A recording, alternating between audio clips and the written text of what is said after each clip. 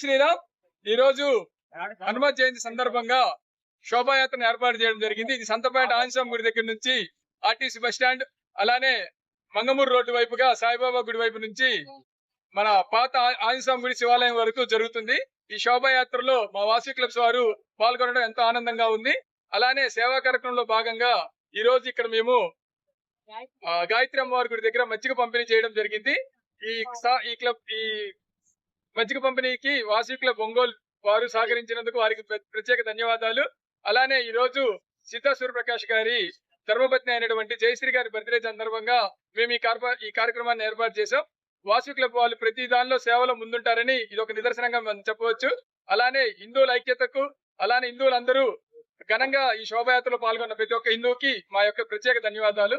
Jai Sriram.